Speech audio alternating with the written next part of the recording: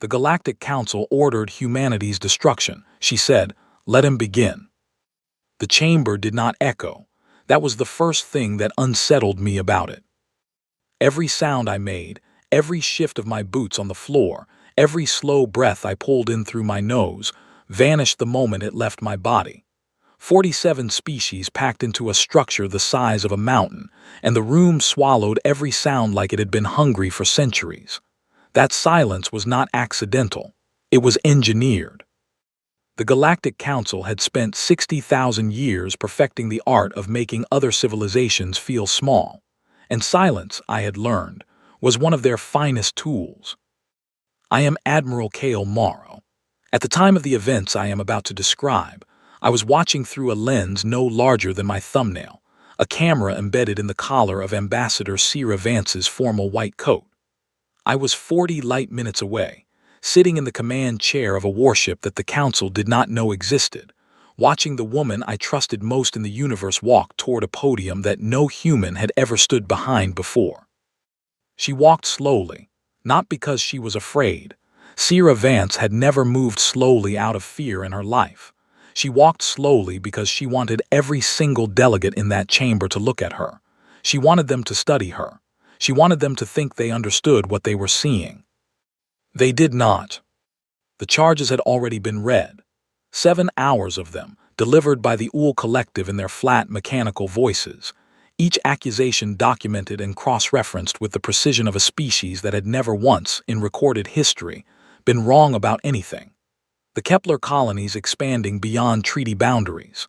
The Draveth Station incident, which the Council had recorded as human aggression, and which I knew, personally, began when a Draveth patrol fired on an unarmed survey crew. The human refusal to submit to population limitation protocols, which the Council framed as defiance, and which we understood as survival. And then, the charge that had dropped the room into a different kind of silence entirely. Project Ares. The name had leaked 14 months before the vote. How it leaked, I still do not know with certainty. What the Council saw was enough to make 47 civilizations reach the same conclusion before a single debate was held. They did not know the full scope of what we had built. They knew only the outline of it, and the outline alone had been enough to terrify them. They voted before Cira even reached the podium. I saw it happen in real time through her collar camera. The tally board above the central dais filled in species by species, each symbol glowing as it registered. The UL Collective, the Karath Dominion, the Vreth Assembly. One after another, the symbols lit up in the pale amber color the Council used for approval. 47 symbols, 47 civilizations. Every single one in favor of Directive Omega, the lawful, documented, procedurally approved order for the complete and permanent removal of the human species from the galaxy. They voted, and then they waited for Cira to see it. She saw it. I watched her eyes move to the board. I watched the number settle. I watched her read it the way she read everything, completely and instantly, without any visible reaction. Then she stepped up to the podium. She stood there for 12 seconds without speaking. I counted them. In that silence, which the room swallowed as it swallowed everything else, every eye in the chamber was on her. Every sensor array of every species was trained in her direction. The Serenthi, ancient and bioluminescent, their bodies shifting through slow pulses of cold blue light, leaned forward in their high seats. The Karath, massive and armored, their translated breath coming through vents in rhythmic bursts, went still in a way that their kind rarely went still. Even the UL Collective, which had no individual bodies, seemed to compress itself, to draw its shared attention into a tighter focus. 12 seconds. Then Cira spoke. "Before you vote," she said, and her voice carried with absolute clarity through the chamber's translation system, reaching every species in their own language, "I need you to understand what you are starting. Not asking, not requesting, not threatening. I need you to understand. Because unlike every species you have done this to before, we prepared for it." The chamber did not react the way I expected. There were no sounds of outrage, no procedural interruptions, no delegate rose to respond. They simply watched her, and in their watching, I felt something that took me a moment to identify. They were uncertain. 47 civilizations, representing the oldest and most powerful political body in the known galaxy, and a single human woman standing at their podium had introduced a variable their models had not prepared for. The vote had already passed. That was the procedure. The verdict was final. What she was doing now was not an appeal. She had said it herself. She was not asking. She was not requesting. She was informing. She held the moment for 3 more seconds, and then she turned. Not to the delegates, not to the tally board. She turned directly toward the maintenance panel on the far wall where, 11 months earlier, a human technician on a routine contract had installed a camera so small it was invisible to standard sensor sweeps. She looked into that camera. She looked, across 40 light minutes of space, directly at me. And she nodded once. "Let him begin," she said. Those were the last words Ambassador Sierra Vance spoke in the Chamber of Accord. She did not wait for a response. She stepped back from the podium, walked the length of the chamber without hurrying, and passed through a door that was not supposed to open for her. I was already giving the order before the door closed behind her. Across 14 star systems and 47 hidden locations scattered through the dark between mapped space lanes, the lights came on. The Ares fleet answered. For 31 years, humanity had known the vote was coming. That is not a guess. It is not a dramatic exaggeration constructed in hindsight to make the story feel inevitable. I know the exact date the conclusion was reached, the names of the 4 analysts who produced the report, and the precise calculation that made every subsequent decision not a choice but a logical necessity. I know these things because I was one of the 4 analysts. I was 26 years old, and I had just spent 18 months mapping the Council's behavior against every species it had contacted in the previous 10,000 years. The pattern was not hidden. It was simply large enough that you had to step back far enough to see it all at once, and most people were never willing to step back that far. Every species that had grown too quickly, every civilization that refused to be fully modeled by the Council's prediction systems, every culture that developed technology ahead of schedule or thought in ways the Council's existing frameworks could not comfortably contain. They were all gone. Not through open war, not through dramatic confrontation, but through Directive Omega, issued quietly, carried out efficiently, recorded in the Council's archives as a necessary measure for galactic stability. 11 species in 10,000 years, each one presented to the wider galaxy as a threat, each one removed before they became what the Council's models projected they might eventually become.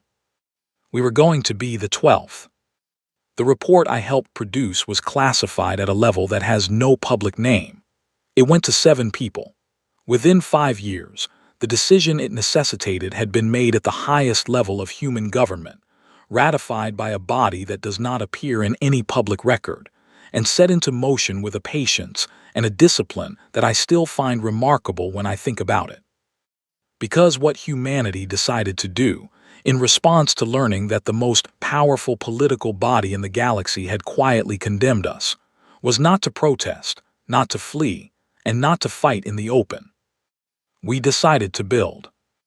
And we decided to keep building until we had built something that could not be ignored, could not be dismantled, and could not be answered by anything the galaxy had ever seen before. The operation had a name. We called it the scaffold. It began with the shipyards, because the shipyards were the foundation of everything else. Not the ones the Council monitored, the modest construction facilities registered in our treaty disclosures, producing the survey vessels and diplomatic transports and light patrol ships that fit comfortably within the size and capability limits the Council had approved for humanity. Those yards kept operating exactly as they always had, because they needed to. They needed to be exactly what the Council expected them to be. The real yards were built somewhere else entirely. 47 facilities, each one constructed inside a hollowed asteroid or a dead planetoid in regions of space that fell between the mapped corridors the Council's survey ships traveled, each one shielded against every known form of deep space sensor, using techniques that our engineers developed specifically for this purpose over a period of 12 years. Each one staffed by crews who rotated on strict schedules, who communicated through quantum-encrypted channels that ran dark to every external receiver, who knew that the work they were doing was the most important work any human being had ever been assigned, and who never, in 31 years, produced a single significant breach. I have been asked since those events how it was possible to keep a secret of that scale across that span of time. It is a reasonable question. The answer is not complicated. The people who built the scaffold did not think of it as keeping a secret. They thought of it as protecting something. There is a difference in how those two things feel from the inside, and that difference matters when the years stretch long and the work is hard. What came out of those 47 yards over 31 years was the Ares fleet. 1,200 warships, not the patrol frigates and diplomatic escorts in our treaty disclosures, not the light cruisers and science vessels and courier ships that made up our registered military capability. Something different. Something that had been designed by engineers who had studied not how other species built warships, but how humanity had fought wars for 10,000 years, across every terrain and every technology level and every scale of conflict, and who had distilled that entire accumulated history into a set of design principles that no other civilization in the galaxy had ever had reason to develop. Because no other civilization had ever fought as many wars as we had. No other civilization had spent 10 millennia refining the science of overwhelming force. The largest ship in the Ares fleet carried no official designation in any public record. Internally, we called it Mjolnir. It was not a warship in the conventional sense. It was something closer to a weapons platform wrapped around a city, a vessel so large that the smaller ships in the fleet docked inside it the way cargo containers rest in a harbor, tucked into bays along its interior hull. Its crew complement was larger than the population of some of the colony stations in the outer Kepler chain. Its primary weapons system did not have a classification in the Council's threat registry, because the physics it operated on had not existed as a documented phenomenon when the Council's threat registry was last updated. We had developed it ourselves. Our engineers called it cascade collapse induction. What it did, in practical terms, was remove a defined volume of space from the normal state of existence, not destroy what was in that space, not damage it, not displace it. Remove it. The space it had occupied became ordinary space again, as though the object had never been there at all. We had tested it twice, in the deep dark between star systems, on volumes of space large enough to satisfy our confidence in the system, and small enough that the events would not register on anything the Council was monitoring. Both tests were successful. The data was reviewed by 43 independent teams. The conclusions were the same every time. There was nothing in the Council's arsenal, or the arsenal of any species in the Council, that the cascade system could not reach and remove. Now, I want to be careful here about what I record, because what I record will be read and heard and examined for a long time after I am gone. I want the record to be accurate about one thing. We did not build the Ares fleet because we wanted to use it. I have heard the stories that came out of those years, the ones that make humanity sound like a civilization that had been waiting for permission to become a conqueror. Those stories are wrong. Every person who worked on the scaffold, every engineer and crew member and analyst and administrator understood that what they were building was a lock, not a key. They were building it because the door existed, because something was going to come through it eventually. Because the alternative to being ready was being the 12th name on a list that nobody outside the Council's archives would ever read. We built it because we refused to disappear quietly. We built it because Sierra Vance had to walk into that chamber with something real standing behind her words. And we built it because, on the day she turned to a camera no larger than her thumbnail and said, "Let him begin," The people on the other side of that camera needed to be ready. When she gave the word, the scaffold's blackout ended. 47 facilities dropped their sensor shielding simultaneously. 1,200 ships activated their transponders. M. Jalnir lit up every receiver in the galaxy like a second sun coming online. For the first time in 31 years, humanity stood up to its full height. And the galaxy, which had never seen it before, went very quiet. The Council's response fleet took 46 hours to do nothing. I had planned for many things in the years leading up to those events. I had wargamed hundreds of scenarios with the best strategic minds humanity had available, running variables and outcomes and response timelines until the simulations blurred together. I had planned for an immediate launch. I had planned for a delayed response designed to allow political maneuvering. I had planned for a coordinated strike from multiple directions, and for a single overwhelming force, and for a blockade strategy, and for a dozen combinations of all of the above. I had not planned for silence. Not tactical silence, not the silence of a fleet moving dark and fast toward an engagement. The silence of a political body that had received information it did not know how to process. The Council's combined armada sat at the edge of the Sol system's sensor shadow for 46 hours and did not advance a single kilometer. Their communication traffic, which our intercept teams were pulling from every frequency they broadcast on, went from organized to fragmented to something that our translators described as argumentative. They were not arguing about tactics.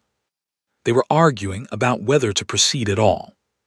The first sign that something fundamental had shifted came 18 hours into that silence, when the Serenthi delegation transmitted a formal withdrawal from Directive Omega. The Serenthi were the oldest continuous civilization in the Council, 4 million years of unbroken recorded history, and they had never in that time withdrawn from a ratified directive. The text of their withdrawal was brief and precise. They had reviewed the available information regarding the Ares fleet. Their projections indicated that proceeding with Directive Omega would result in consequences they were not prepared to accept. They were removing their forces from the engagement order. 40 minutes later, the PAL withdrew. 2 hours after that, the Vreth Assembly transmitted their withdrawal, and that was the one that changed the arithmetic of the situation in a way that could not be recovered from. The Vreth were the most militarily capable species in the Council. Their armada represented nearly a quarter of the total force that had been assembled for the engagement. When they pulled out, they did not do so quietly. Their withdrawal message was direct. They had modeled 700 engagement scenarios. In none of those scenarios did the Council achieve a decisive result without sustaining losses that their leadership was unwilling to accept. They had joined the Council to maintain galactic stability, not to absorb catastrophic damage in service of a directive they were no longer confident was achievable. They were withdrawing. 3 species gone. The Council's consensus engine, which had operated without a significant fracture in 60,000 years, began showing fault lines that our analysts could track in real time through the communication intercepts.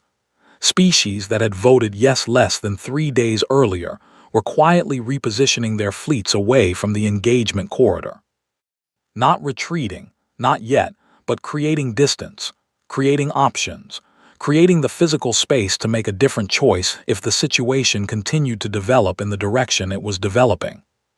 Sierra, meanwhile, was no longer in the Council's custody. She had walked out of the Chamber of Accord 14 minutes after the vote.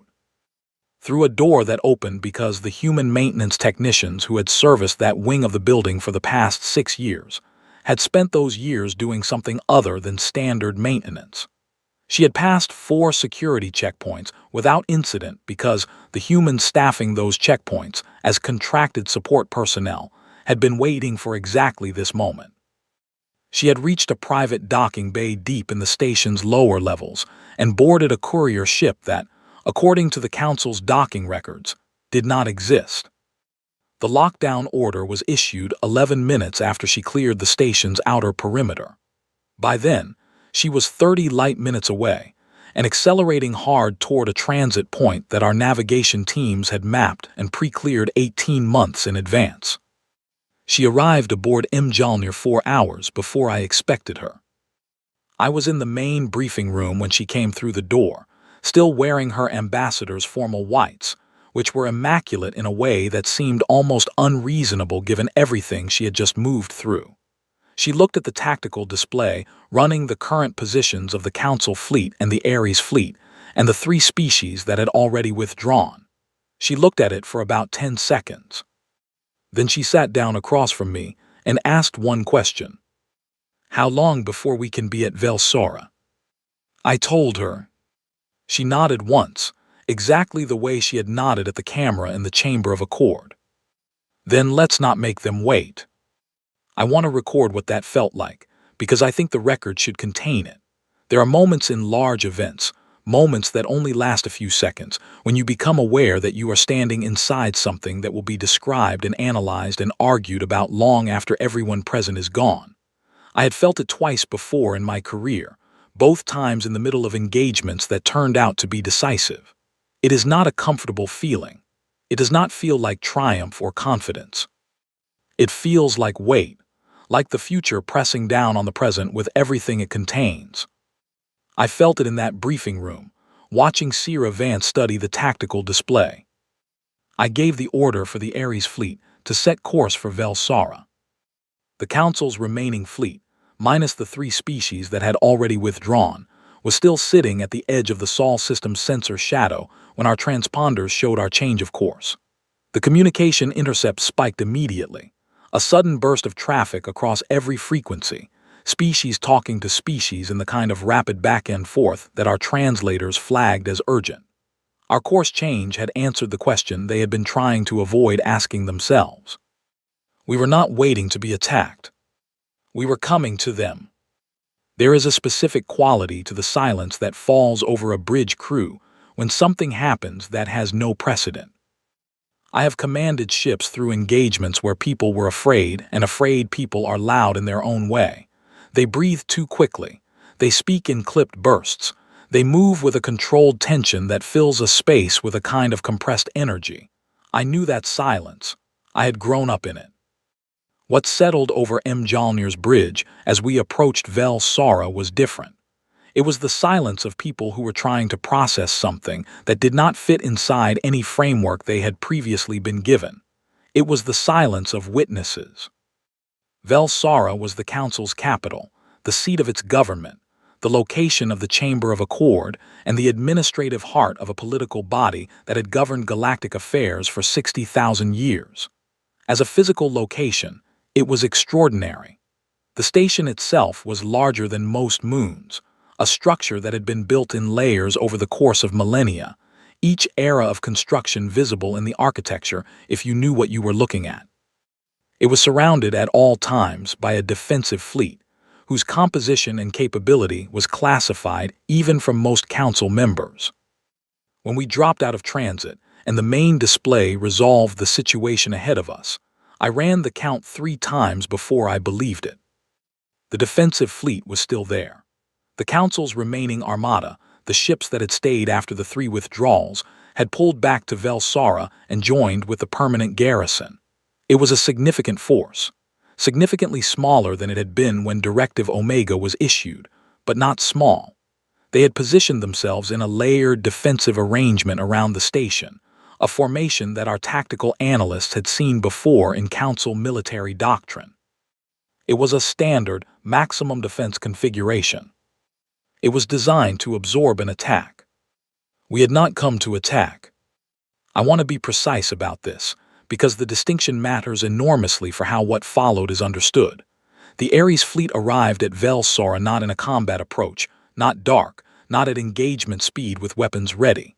We arrived in full broadcast, every ship transmitting openly, in a wide formation that was clearly not designed for immediate engagement. We were visible. We were announced. We were impossible to misread as anything other than what we were. A civilization that had come to have a conversation. The transmission we broadcast on arrival went out on every frequency, and in every language the Council used, and it carried Sierra's voice. The Galactic Council issued Directive Omega against humanity. We are here to discuss the terms of its withdrawal. You have 1 hour. That was the entire message. No threats embedded in it. No list of consequences. No ultimatum beyond the time limit. Just a statement of fact and a window of opportunity. The hour passed. No response came. I looked at Sierra. She was standing to my right, slightly behind the main tactical console, her hands folded in front of her. She had stood that way for most of the approach, watching the display, not speaking unless she had something specific to add. She was not anxious. She was not performing calm. She was simply present in the way that some people are able to be present in extraordinary moments, fully there, fully aware, without the noise that anxiety or excitement produces. She looked at the display for another few seconds after the hour expired. Then she tilted her head slightly toward the viewport. She did not say anything. She did not need to. I turned to the weapons station. Target the primary communications relay array, I said. Cascade system, full range, fire on my mark. The relay array was 4 kilometers of quantum-entangled hardware. It was the nervous system of the Council's communications network, the structure through which every signal between member species was routed and authenticated and recorded. It had taken, by the Council's own archived records, 200 years to build. It had been in continuous operation for 60,000 years. It was, in practical terms, the infrastructure through which a civilization of 47 species maintained the connections that made it function as a single political body. Mark, I said. The cascade system fired once. The array ceased to exist. Not in an explosion, not in a burst of energy or a cascade of visible destruction. The space it occupied simply became ordinary space, exactly as our engineers had always described it would. One moment the array was there, 4 kilometers of the most sophisticated communications hardware in the known galaxy, and then it was not. The space it had occupied looked no different from the space around it. There was no wreckage. There was no debris field. There was nothing at all.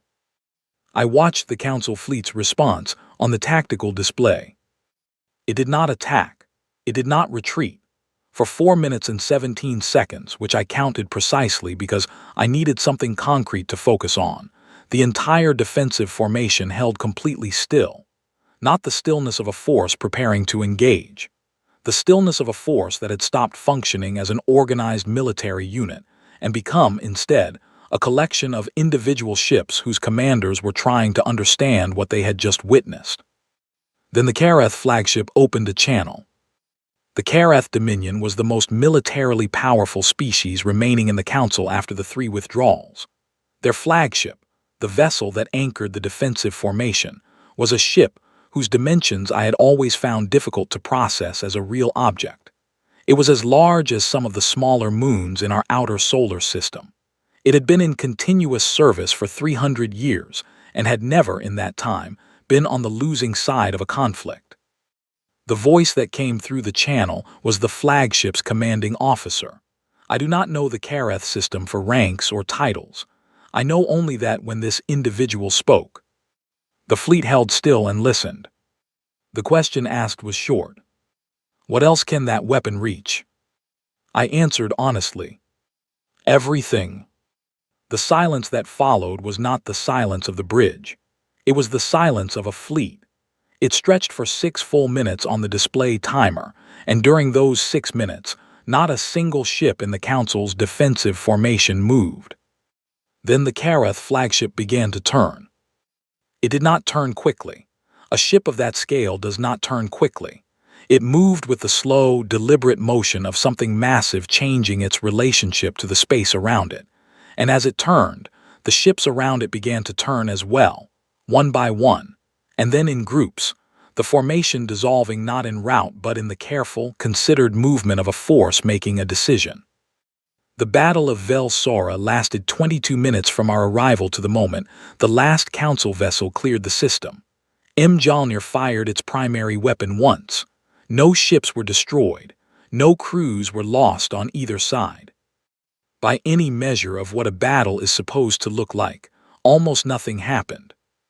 And yet, when the final council ship disappeared from the tactical display, Mjolnir's bridge went from silence to noise in a way that I could feel in my chest.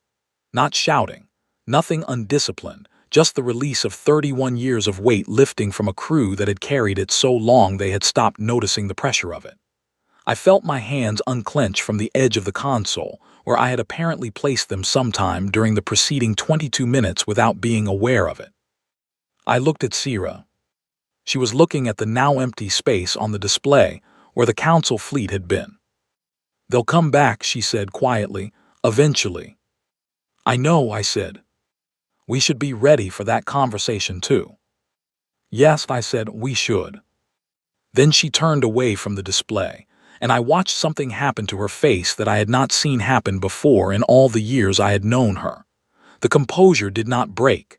It never broke. But it softened, just briefly, in the way that things soften when the moment they have been built to withstand finally passes. She walked to the back of the bridge and stood at the viewport. I let her have that moment. She had earned it more thoroughly than anyone I had ever met. I am recording this 3 days after Velsara.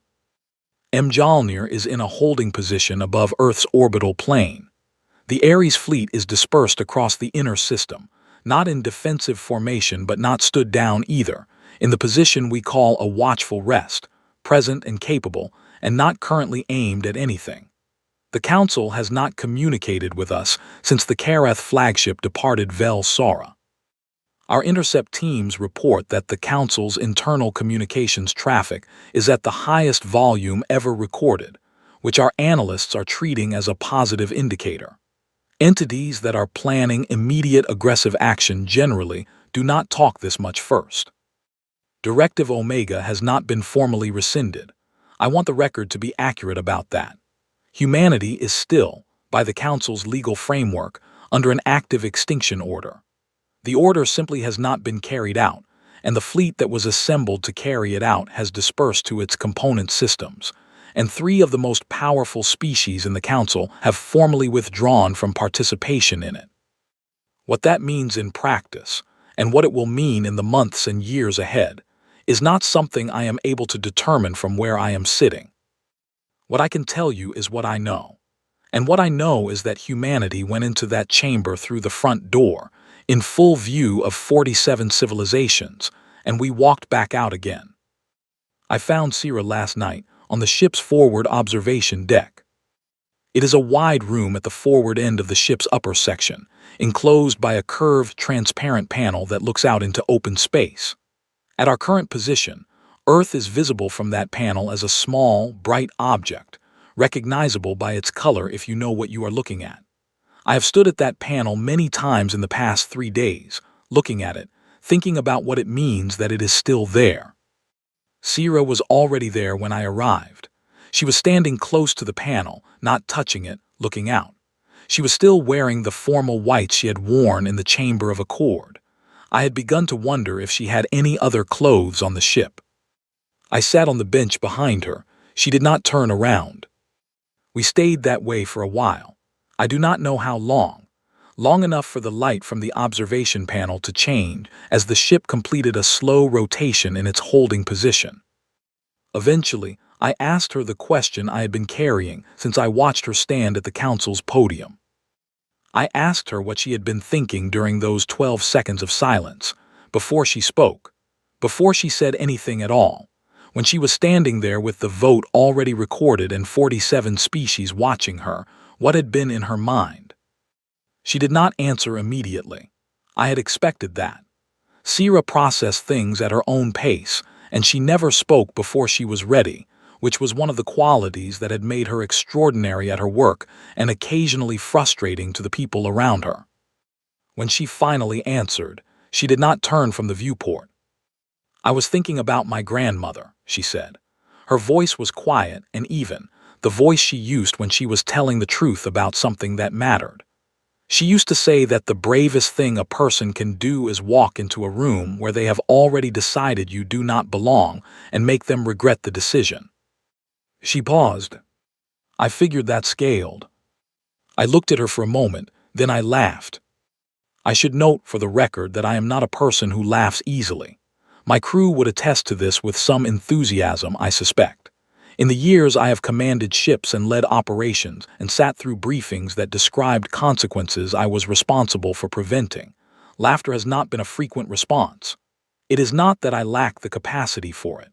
It is that very few things, in the circumstances I generally find myself in, produce that particular feeling. What Sierra said produced it. Fully, unexpectedly, from somewhere that had been compressed and held and waiting through 31 years and a vote in a mountain-sized chamber, and a fleet that I had never been certain would be enough, and a weapon that I had never been certain we would need to use. It came out all at once and surprised both of us. She turned around when she heard it. She looked at me with an expression that was as close to amused as I had ever seen on her face, which was not very close to amused as most people would define it, but close enough for Sierra Vance. "That is the first time I have heard you do that," she said. "It has been a long 31 years, I said. She considered that. "Yes," she said, "it has." She moved away from the viewport and sat down on the bench at a distance that was close but not quite next to me. She looked at the ceiling for a moment, and then she looked at her hands in her lap, and then she looked up again at the observation panel and at Earth, small and bright and still there. "What happens now?" she asked, not because she did not have her own ideas about the answer. Sierra always had ideas about everything. She asked it in the way that people ask questions they have already partially answered for themselves, to hear the answer spoken aloud and see if it matches what they have worked out internally. "Negotiations," I said, "eventually, when they are ready." "And if they are not ready?" "Then we wait," I said. "We are very good at waiting. We have demonstrated that." She made a sound that was not quite a laugh, but was the nearest thing to it I had heard from her in 3 days. 31 years is a compelling argument for patience, she said. "We also have 1,200 ships," I said. "Yes," she said, "that helps." We sat in the quiet of the observation deck for a long time after that. The ship turned slowly in its holding position, and Earth moved across the arc of the viewport, and I watched it go by and thought about all the things that the word Earth contained. The 10,000 years of history that had produced us, all the conflicts and recoveries and catastrophes survived, and technologies developed, and ideas discovered and lost and rediscovered again. Every war that should have ended us and did not. Every extinction-level event we had looked at directly and decided, collectively and individually, that we were going to get through it, because the alternative was not acceptable, and humanity has never been comfortable accepting alternatives that it has not exhausted every option to avoid. I thought about the people in the scaffold, working in the dark for 3 decades, shielded from the galaxy behind sensor arrays and encrypted channels, and the quiet discipline of a shared purpose so large that speaking it aloud too often might have made it seem impossible. I thought about the engineers who designed a weapon that removed space itself from the normal order of things, working from physics that had never been documented because we were the only civilization that had needed to discover it.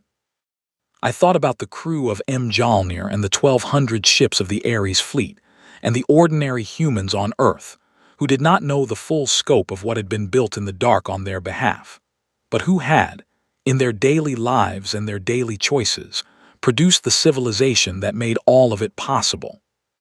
And I thought about Sierra Vance, standing at a podium in a chamber that swallowed sound, in front of 47 civilizations that had already decided, saying the words she needed to say, and then turning to a camera the size of her thumbnail to give the signal that started everything. Not afraid, not defeated, not asking for mercy. Just informing them, just making sure they understood what they had started. I am not a person who uses the word legend lightly. I have spent my career dealing in facts, in verified information, in documented events with confirmed sources. But I am going to write this into the record and let future readers decide what to do with it. There is a woman in a white coat who stood in the most powerful room in the known galaxy and looked 47 civilizations in the eye and told them they had made a mistake. And then she turned to a camera no one was supposed to know was there, and she gave 6 words to the people waiting on the other side of it, and 1,000 ships answered. That is what she was, that is what we were. We are not a civilization you approach with a verdict already written and expect to sit quietly while it is read. We are not a species that calculates the odds of survival and concludes that the odds are prohibitive and accepts the result. We are not built that way. We were never built that way. Every war we survived made us stronger. Every catastrophe we endured changed us but did not end us. Every time something looked at us from across whatever divide separated us and decided that we were not worth the trouble of understanding, we proved it wrong, not through argument, not through appeal, but through the simple, stubborn, deeply human act of still being here. The Galactic Council ordered humanity's destruction. They sent their fleet to the edge of our solar system, and the fleet did not advance. They issued a directive with 47 votes behind it, and 3 of those 47 have already removed their names. They came expecting to find a civilization that would not fight, or a civilization that would fight and be overwhelmed. And instead they found a civilization that had spent 31 years preparing for precisely this moment, that had built in the dark and waited in the quiet, and sent one woman to stand in their chamber and look them in the eye. Directive Omega has not been rescinded. The conversation is not over. I do not know what comes next with the certainty I would prefer. But Earth is still there, small and bright in the observation panel, holding its position around its star the way it has for 4 billion years, patient in the way that only very old things are patient, waiting for whatever comes next. Sira is looking at it too. We were built for exactly this. We were built by every generation that came before us and refused to stop. We were built by every person who walked into a room where they had already decided and made them regret the decision. We are still here. Let the galaxy learn our name. We already know theirs.